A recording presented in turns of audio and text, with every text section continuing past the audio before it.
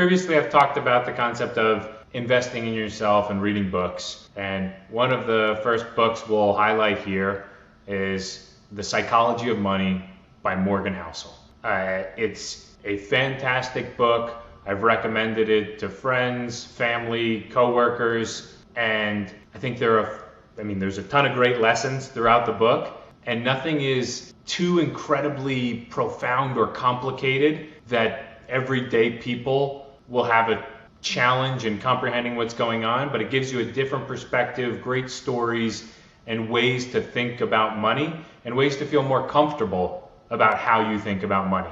And I think there are a few points I'll touch on, link to a couple podcasts, explainer videos, but it's worth getting out there, getting yourself a copy of Morgan Housel's Psychology of Money.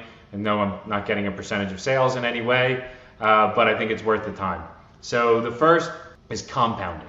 The power of compounding is something that is just almost incomprehensible to the human mind. And to run one little experiment, if you had $1 and it compounded at 100% a day for 31 days, how much money do you think you would end up with at the end of the month? Not many of you are going to guess over $1 billion, but that's the correct answer. Yet, if you waited a week to start and you compounded at the same rate for the rest of the month, you'd only end up with about $8 million.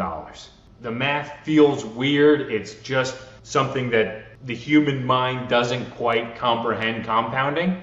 Yet when it comes to investing, this is one of the most powerful tools, and why we see Warren Buffett as one of the richest men of all time, because he invested for a long period of time and compounded those returns over 3/4 of a century. So that's one.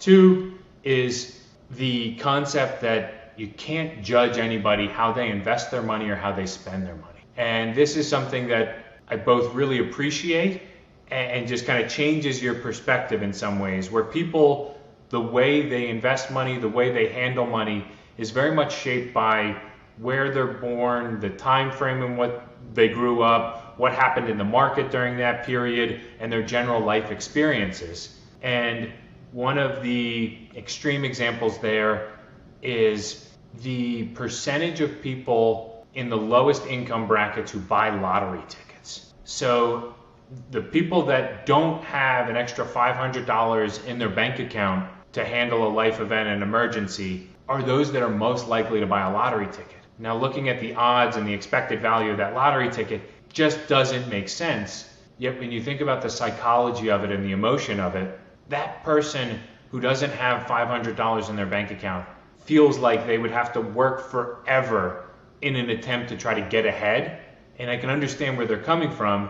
Whereas when they buy that lottery ticket, they have that hope for a second that, okay, maybe I can hit it, maybe I can get out. So it may not be a sound financial decision, but that's where it's the psychology of money. It's not the science of money.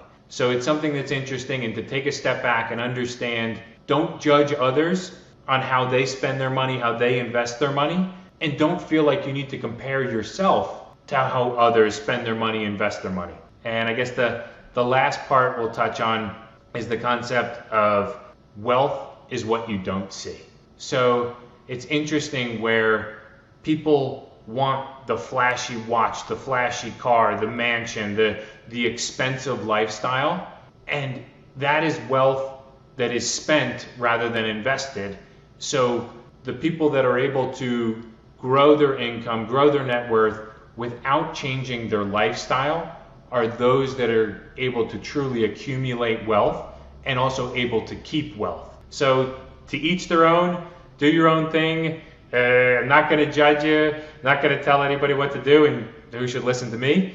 But I think if you do listen to me, it's worth picking up a copy of The Psychology of Money. It's worth thinking about. It's worth forming your own opinions, your own beliefs, and getting comfortable and being thoughtful about how you spend your money, how you spend your time, how you invest. And I think Morgan Housel's book is a great way to get started.